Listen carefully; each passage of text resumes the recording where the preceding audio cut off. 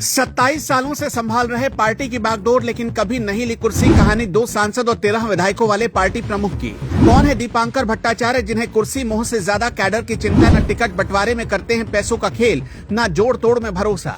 Bengal board के topper, कभी चुनाव न लड़ने का फैसला। पिता रेलवे कर्मचारी, जमीन से जुड़े नेता कैसे होते हैं, दीपांकर भट्टाचार्य हैं सबसे बड़ा सबूत। हाल ही में जब एनडीए से लेकर महागठबंधन में शामिल पार्टियों में टिकट बंटवारे में खूब धनबल का इस्तेमाल हो रहा था, कोई 1 करोड़ तो कोई 6 करोड़ में टिकट खरीद कर ला रहा था और कार्यकर्ता मुंह ताकते रह जा रहे थे, उसी वक्त एक नाम बड़ी चर्चा में था। सियासत को प्राइवेट लिमिटेड कंपनी का अड्डा बना दिया गया था। आजकल तो पार्टी के मुखिया भी जीतने के बाद सबसे पहले अपने लिए कुर्सी सेव करते हैं और उसके बाद अपने परिवार के लोगों के लिए। मुकेश सहनी की वीआईपी, जीतन राम मांझी की हम और लालू यादव की आरजेडी, सबका एक ही हाल है। भारतीय राजनीति के इतिहास में कई ऐसे नेता हुए जो पद की दौड़ में आगे पीछे भागते रहे, लेकिन कम ही ऐसे नेता मिलते हैं जो सत्ता, पद और चुनावी लाभ से ऊपर उठकर अपने विचार और सिद्धांतों को आगे रखते हैं। ऐसी ही एक मिसाल है सीपीआई, मार्क्सवादी और लेनिनवादी लिबरेशन के महासचिव दीपांकर भट्टाचार्य। पिछले 27 सालों से वो पार्टी की बागडोर संभाल रहे हैं, लेकिन कभी सांसद, विधायक या मंत्री पद का लालच नहीं किया।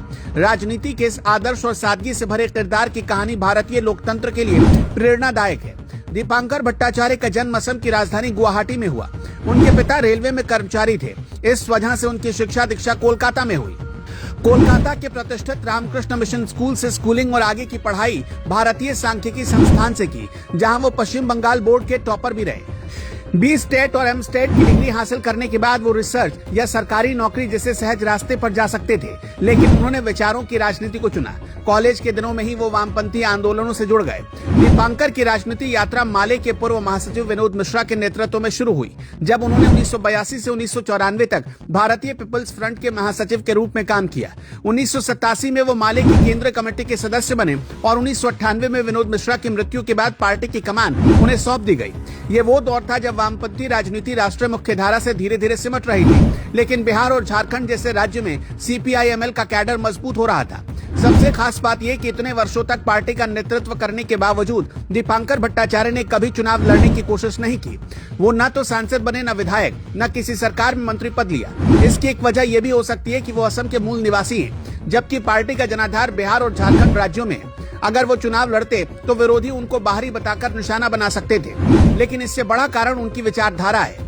पार्टी की लड़ाई को वो सत्ता के पद से जोड़ने के बजाय जन आंदोलनों और सिद्धांतों के स्तर पर लड़ते रहे। ये व्यवस्था का विरोध है, जहां राजनीति को सीट, कुर्सी और सत्ता के संकुचित नजरिए से अब तक देखा जाता रहा है। सीपीआई-एमएल लिबरेशन पार्टी मौजूदा समय में महागठबंधन का हिस्सा है। उसके पास लोकसभा में 2 सांसद हैं। आरा और काराकाट से 2024 में चुने गए और बिहार विधानसभा में 2020 के चुनाव के बाद 11 विधायक, जबकि झारखंड विधानसभा में 2024 में पार्टी के 2 विधायक चुने गए। झारखंड की हेमंत सोरेन सरकार को सीपीआई-एमएल का समर्थन है, लेकिन पार्टी ने कोई मंत्री पद नहीं ली। वर्तमान दौर की राजनीति में जब हर पार्टी प्रमुख खुद को सांसद, विधायक बनाकर अपने प्रभुत्व को बरकरार रखना चाहते हैं, वहीं दीपांकर भट्टाचार्य का पदत्याग और विचारधारात्मक निष्ठा उन्हें एक अलग पहचान देती है। पार्टी कार्यकर्ताओं और कैडर के बीच उनका सम्मान इसी वजह से काफी ज्यादा रहा। उनका नेतृत्व केवल चुनावी समीकरण और संख्या के हिसाब से नहीं, बल्कि विचार और सिद्धांतों के आधार पर होता है। यही कारण है कि माले जैसी पार्टी बिहार और झारखंड में मजदूर, किसान और श्रमिक आंदोलनों की आवाज बनने में सफल रही है। दीपांकर भट्टाचार्य का जीवन भारतीय राजनीति के उस बड़े सवाल की तरफ भी इशारा करता है कि क्या राजनीति केवल कुर्सी, पद और फायदे के लिए है, या फिर जनता की सेवा, विचारधारा और सिद्धांतों की रक्षा के लिए। भारत जैसे लोकतंत्र में जहां राजनीति बड़ी बड़ी पदवी, सत्ता के खेल और गठजोड़ों की सूक्ष्म गणना से चलती है, वहीं दीपांकर जैसे नेता लोकतांत्रिक आदर्शों को जिंदा रखते हैं।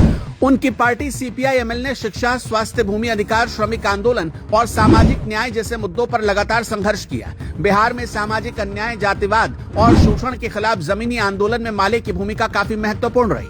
आज जब राजनीति में आदर्शों की कमी महसूस होती है, तब दीपांकर भट्टाचार्य का जीवन और उनकी कार्यशैली, और वो भी बिना किसी पद के, एक मजबूत उदाहरण है कि नेतृत्व, संकल्प और विचारधारा का असली आधार क्या होता है। खैर, ये कहानी सीपीआई-एमएल के प्रमुख दीपांकर भट्टाचार्य की है, जो पिछले 27 साल से पार्टी का नेतृत्व कर रहे हैं, लेकिन न कभी पद का मोह किया, न सत्ता का रास्ता चुना, बल्कि संघर्ष, जागरूकता और विचारों की राजनीति में भारतीय लोकतंत्र का उदाहरण बने। आपका क्या कहना है, हमें कमेंट बॉक्स में जरूर बताएं।